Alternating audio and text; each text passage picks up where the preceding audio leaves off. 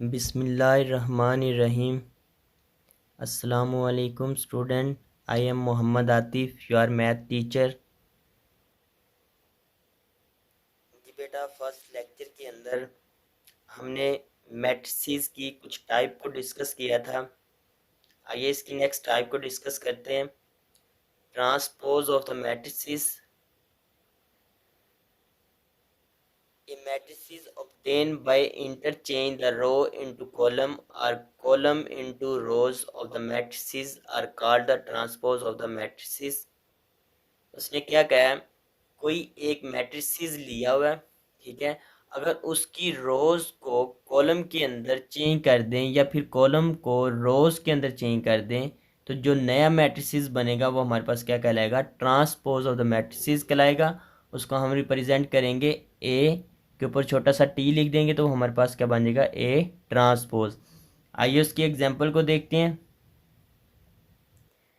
एक मैट्रिसेस ए लेट किया 1 2 3 2 1 0 -1 4 -2, ठीक है। अब यहाँ पे क्या किया, उसने कहा कि इसका ट्रांसपोज लेना था तो दोनों तरफ ट्रांसपोज अप्लाई कर दिया, ठीक है। अब नेक्स्ट स्टेप यहाँ पे लिखेंगे टेकिंग ट्रांसपोज। अगर शॉर्ट क्वेश्चन की फॉर्म के अंदर आता है तो फिर आप यहाँ पे लिखेंगे टेकिंग ट्रांसपोज बोथ साइड। अगर ऑब्जेक्टिव के लिए पूछता है तो आपने जस्ट सिंपली सॉल्व करना है, तो आप रफ के अंदर इसे सॉल्व कर सकते हैं। अदरवाइज अगर शॉर्ट क्वेश्चन के तौर पे पूछेगा तो फिर आप यहाँ पे लिखेंगे taking transpose on both side. तो ए का ट्रांसपोज दोनों तरफ अप्लाई किया तो राइट साइड पे जब अप्लाई करेंगे तो फर्स्ट जो हमारे पास रोज बन रही है, फर्स्ट रो, इसको फर्स्ट कॉलम के अंदर चेंज कर देंगे, देखें, ठीक है। 1 2 3 1 2 3, फर्स्ट रो को फर्स्ट कॉलम के अंदर, as it is second row को सेकंड कॉलम के अंदर चेंज कर देंगे 2 1 0 2 1 0। इसी तरह थर्ड रो जो है उसको थर्ड कॉलम के अंदर चेंज कर देंगे -1 4 -2 -1 4 -2, ठीक है। तो जो नया मैट्रिसेस बना है उसे हम क्या कहेंगे, ट्रांसपोज ऑफ द मैट्रिसेस कहेंगे। आइए इसकी नेक्स्ट डेफिनेशन को डिस्कस करते हैं। जी बेटा, नेगेटिव ऑफ द मैट्रिसेस क्या होता है, let A be a matrices. अगर हमारे पास कोई एक मैट्रिसेस आ रहा है A, then it is negative minus A, it is obtain by changing the signs of all the entries, ठीक है। उसने क्या कहा, अगर कोई हमारे पास एक मैट्रिसेस ए आर, ए के अलावा कोई भी आ सकता है, ठीक है। मैट्रिसेस का नेम मैंने अभी आपको बताया था कि ए से लेके जी तक आप कुछ भी रख सकते हैं, ठीक है। अगर उसने मेंशन किया हुआ है तो ठीक है, अदरवाइज आप ए से जी तक कोई भी नेम रख सकते हैं। अगर आपने खुद से एग्जांपल देनी है तो यहाँ पे एक मैट्रिसेस ए लिया हुआ है, उसने कहा कि उसका नेगेटिव मैट्रिसेस जो है वो -a बनेगा, ठीक है। जैसे एज इट इज़ हमारे पास अगर कोई नंबर आ रहा है 4 तो उसका नेगेटिव क्या बनेगा, -4। तो इसी तरह मैट्रिसेस के अंदर भी हमारे पास -a बन जाएगा और दूसरी साइड पे जो जितनी भी एंट्रीज मैट्रिसेस के अंदर आ रही हैं उनके साइन क्या हो जाएंगे, चेंज हो जाएंगे। आइए इसके एग्जांपल को डिस्कस करते हैं। जी बेटा, कोई मैट्रिसेस हमारे पास एक ए आ रहा है 1 -2 3 और 4। अगर हमने इसका नेगेटिव मैट्रिसेस लेना है तो हम क्या करेंगे, -a दोनों तरफ अप्लाई कर देंगे, ठीक है। 1 -2 3 4 और नेक्स्ट स्टेप के अंदर ये आ जाएगा -a। राइट साइड पे अंदर साइन मल्टीप्लाई जब होगा तो तमाम की तमाम एंट्रीज के साइन क्या कर देगा, चेंज कर देगा।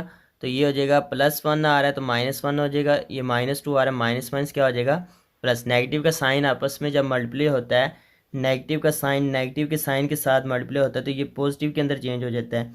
इसी तरह नेगेटिव का साइन जब मल्टीप्लाई होता है पॉजिटिव के साथ तो ये नेगेटिव के अंदर चेंज हो जाता है, ठीक है। और पॉजिटिव का साइन जब मल्टीप्लाई होता है नेगेटिव के साइन के साथ तो ये भी नेगेटिव के अंदर चेंज हो जाता है। पॉजिटिव का साइन पॉजिटिव साइन के साथ मल्टीप्लाई होता है तो ये पॉजिटिव रहता है। दो कंडीशन के अंदर ये पॉजिटिव रहता है, कब कब, जब ये दोनों सेम होंगे तब ये पॉजिटिव के अंदर होगा। जब दोनों में से कोई एक पॉजिटिव होगा कोई एक नेगेटिव होगा तो ये दोनों नेगेटिव के अंदर ही रहेंगे, ठीक है। एज इट इज़ इनकी ज़रूरत पड़नी थी इसलिए मैंने पहले इसको डिस्कस कर लिया। एज इट इज़ बेटा ये +3 है तो -3, और ये -2 आ रहा है तो +2 हो जाएगा, और ये 4 है तो -4। तो ए का नेगेटिव मैट्रिसेस हमारे पास ये वाला बन जाएगा। आइए इसकी नेक्स्ट टाइप को डिस्कस करते हैं। जी बेटा नेक्स्ट टाइप है हमारे पास symmetric matrices. Square matrices is symmetric if it is equal to its transpose. Matrices A is symmetric if A transpose is equal to A. Basically वो ये कह रहा है कि अगर कोई भी हमारे पास एक मैट्रिसेस ए आ रहा है, ठीक है, अगर उसके ऊपर हम ट्रांसपोज अप्लाई करें तो वही मैट्रिक्स हमारे पास ए अगेन आ जाए तो हम उसे कहेंगे ए इज ए सिमेट्रिक। ये बेटा इसके एग्जांपल को डिस्कस करते हैं। A transpose is equal to A, ठीक है, यानी कि अगर कोई हमारे पास मैट्रिसेस ए आ रहा है तो उसके ऊपर ट्रांसपोज अप्लाई करें तो वो सेम ए ही हमारे पास रहे, उसमें कोई भी चेंजिंग ना आए उस मैट्रिक्स के अंदर, उसको हम कहेंगे कि हमारे पास सिमेट्रिक मैट्रिक्स है। जैसा कि एग्जांपल हमने ए मैट्रिसेस की ली हुई है 1 3 3 0, तो जब इसको नंबर ऑफ रोज के अंदर को नंबर ऑफ कॉलम के अंदर चेंज करेंगे, फर्स्ट रो जो है फर्स्ट कॉलम के अंदर चेंज कर दिया 1 3 1 3 3 0, दूसरी रोज को दूसरे कॉलम के अंदर 3 0 है तो 3 0 लिख दिया, ठीक है। तो सेम मैट्रिसेस ए जैसा नहीं आ गया, तो यहाँ पे फिर इसकी जहाँ पे लिख सकते हैं A transpose is equal to ए।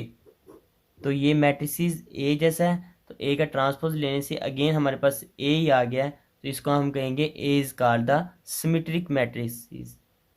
आइए नेक्स्ट देखते हैं स्क्यू सिमेट्रिक मैट्रिसेस कौन से होते हैं। स्क्यू सिमेट्रिक मैट्रिसेस हमारे पास हैं A square matrices A is said to be a skew symmetric if A transpose is equal to -a। बेटा अगर सेम वही सिमेट्रिक वाला ही मेथोडोलॉजी यहाँ पे अप्लाई की हुई है, लेकिन वहाँ पे हमारे पास ए ट्रांसपोज लेने से ए आता है तो हम कहेंगे सिमेट्रिक है। अगर -a की केवल आएगा तो हम क्या कहेंगे स्क्यू सिमेट्रिक है। आइए इसके एग्जांपल को डिस्कस करते हैं। मैंने मैट्रिसेस एक लिया है 0 -2 2 0, बेटा इसके ऊपर ट्रांसपोज अप्लाई कर दिया है 0 2, यानी कि फर्स्ट जो रोज आ रही है उसको फर्स्ट कॉलम के अंदर चेंज कर दिया 0 -2 0 -2, और दूसरी रोज को दूसरे कॉलम के अंदर 2 0 2 0, ठीक है। अब यहाँ पे देखें ये सेम ए जैसा तो है लेकिन साइन का डिफरेंट आ रहा है। यहाँ पे -2 है, यहाँ पे +2 आ रहा है, और यहाँ पे +2 है, यहाँ पे -2 है। तो अगर नेगेटिव का साइन कॉमन लें अंदर से तो फिर क्या होगा बेटा, अंदर भी वैल्यू के साइन चेंज हो जाएंगे, ठीक है, और बाहर नेगेटिव का साइन आ जाएगा। अब यहाँ पे ये ए जैसा बन गया तो फिर इसको मैं लिख सकता हूँ A transpose is equal to minus का साइन एज इट इज़, ये मैट्रिसेस ए है, ठीक है, तो इसकी जहाँ पे ए लिख देते हैं तो ए ट्रांसपोज किसके इक्वल आ गया -a के इक्वल आ गया। तो ऐसे मैट्रिसेस को हम क्या कहेंगे, ये हमारे पास स्क्यू सिमेट्रिक मैट्रिसेस है, ठीक है। आइए इसकी नेक्स्ट टाइप को डिस्कस करते हैं। डायगोनल मैट्रिसेस कौन से होते हैं। A square matrices A is called a diagonal matrices if at least any one of the entries of the diagonal is not 0 and non-diagonal entries are 0। अब सबसे पहले एक ऊपर वाले स्क्यू सिमेट्रिक और सिमेट्रिक के अंदर भी एक बात उसने की हुई है कि स्क्वायर मैट्रिसेस होना चाहिए।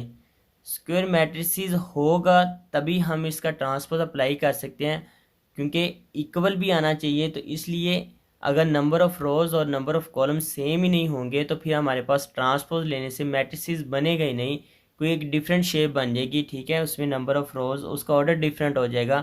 तो फिर ऐसे मैट्रिसेस को हम स्क्यू सिमेट्रिक और सिमेट्रिक मैट्रिसेस फाइंड आउट नहीं कर सकते।